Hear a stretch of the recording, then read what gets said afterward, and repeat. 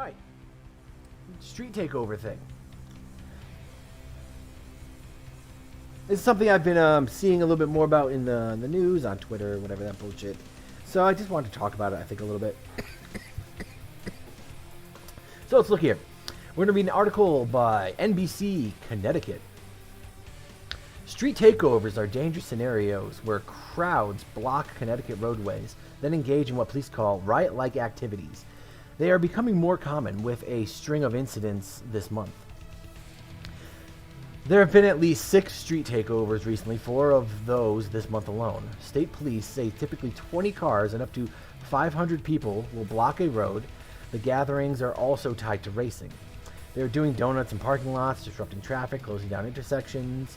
Connecticut State Police Sergeant Christy Geltema, said they get back up on the highway and they're traveling well over 100 miles an hour, up to 150 miles an hour. That sounds a little dangerous.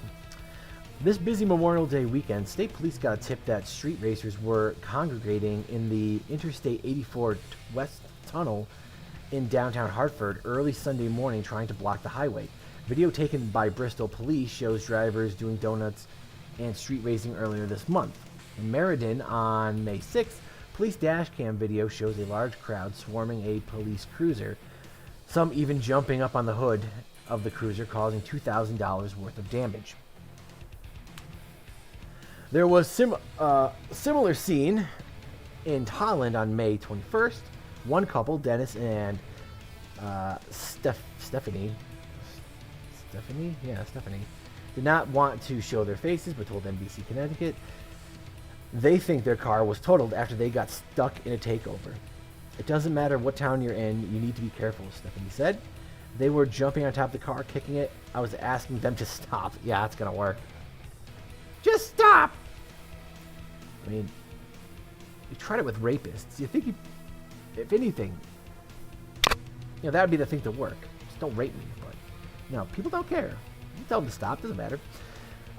From the takeovers this month, a total of 3 suspects have been arrested. 1 tied to the Tallinn incident and 2 in the Meriden incident. These situations are extremely dangerous. I mean, they've got like 100 something people that took place in each of those, and they only got 3 arrests. Just get away with it. These situations are extremely dangerous. We know these individuals have been known to be volatile and violent when it comes to law enforcement or other individuals trying to intervene. That's not what you want to hear. It is why state police advise Connecticut drivers that come across a street takeover to find another route. Stop. Turn around. Go to a different direction. He said, do not approach them. Do not get out of your vehicle or try and intervene. Give them your wallet. Give them your daughter. Give them your wife. Get out and just start helping them. Join in with the street protest. That's the best way to make sure you don't get targeted by it. This is become one of them, right? That's what you want. Anyway, for months, state troopers have been going undercover and collaborating with the FBI, trying to identify ringleaders. Wow. Huh.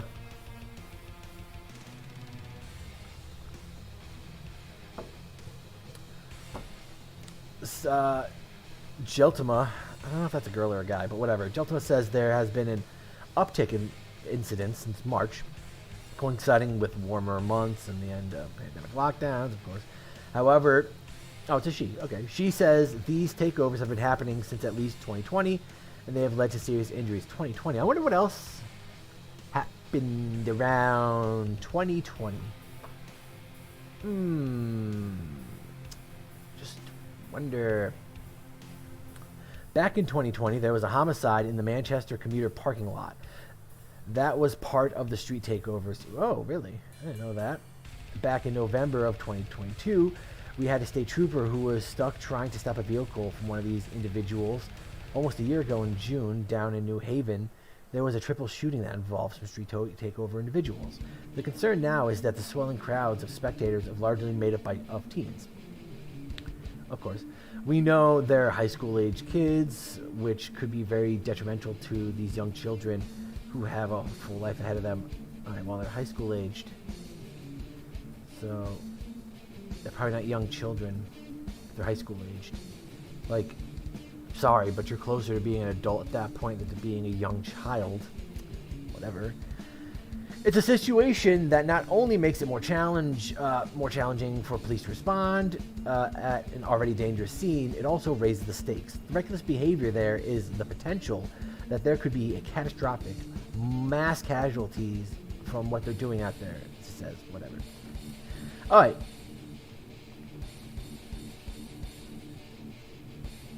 I mean, that's basically about it so far of the story that we have in Connecticut. Some of these things have been going on since 2020 with street takeovers, mass groups of people.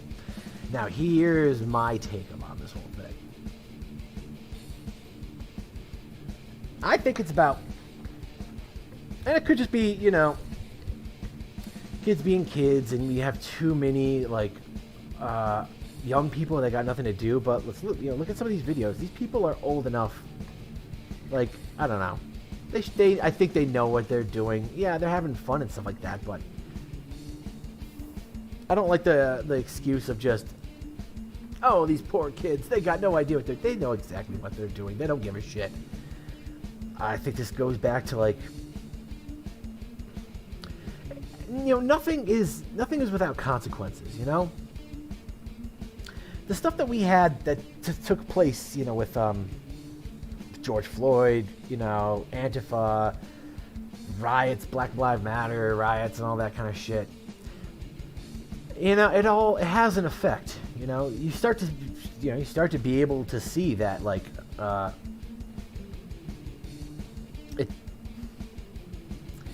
you start to be able to see what's acceptable, right, in society. You see things about groups of people burning stuff down,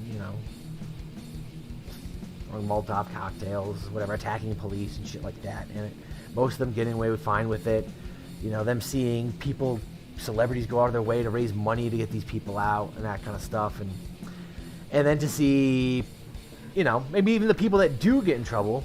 We have the whole Mizzy thing going on now too, or we got some of the people that do get in trouble just see how loose our system is and how, unserious they are about punishing criminals and that kind of crap. So mix that together, them trying to, go lighter on crime because they think that punishing people hurts them, God forbid.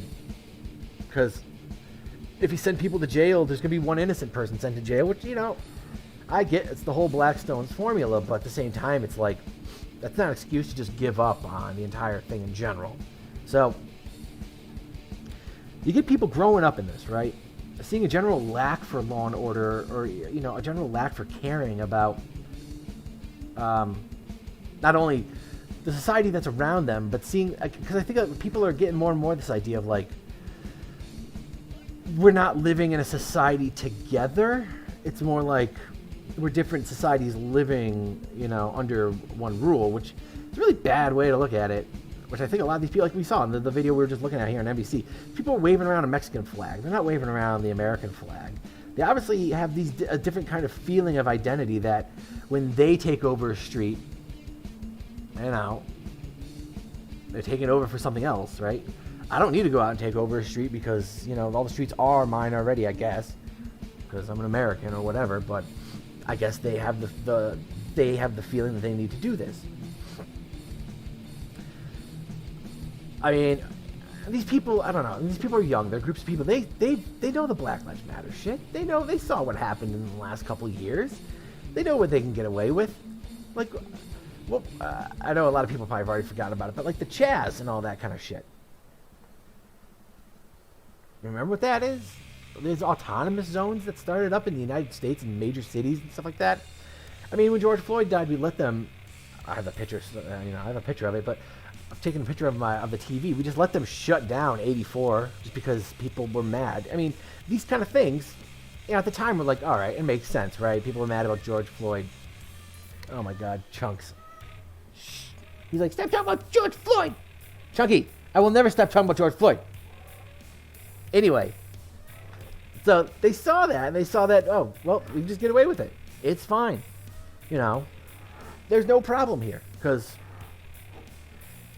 I don't know. I guess this is the society we want to live in now.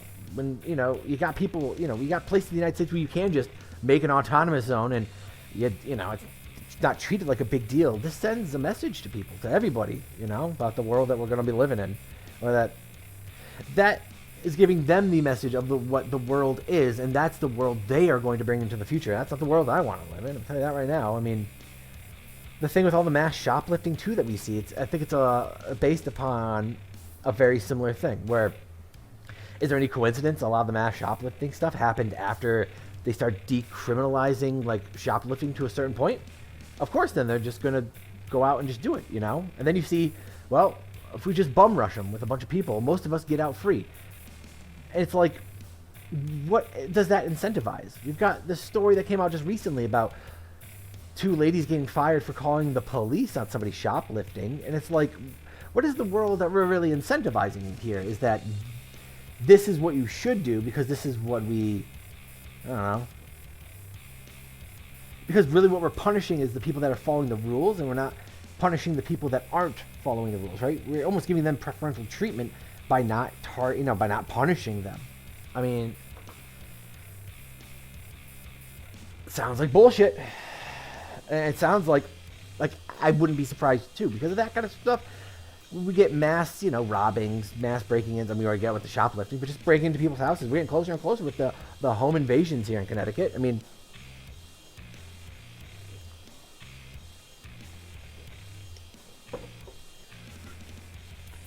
the biggest reason too is, I think, I don't know. I find it so hard to believe that the police cannot take care of some of this stuff, because it's like, we have social media. Look, you can see all these people's faces. They can't hunt them down. Yeah, some of them got masks on, which are the smart people, but like that, the shoplifting videos, they can't get most of these people. Maybe they know that they're kids. Maybe they're just like with the southern border. They're using kids specifically to do things because they know they won't get in trouble. I mean, that's the shoplifting, not the street takeovers. Street takeovers are just kids doing it because, I don't know, they got nothing better to do. My brother thought it would be like suburban youths. I don't think it's suburban youths. I think when the suburban youths do a street takeover, I don't think anybody really notices, because there's not that many people out there, right? Who's going to give a shit? And I highly doubt they're driving to the inner city to do it. Like I said, Mexican flags? I don't know.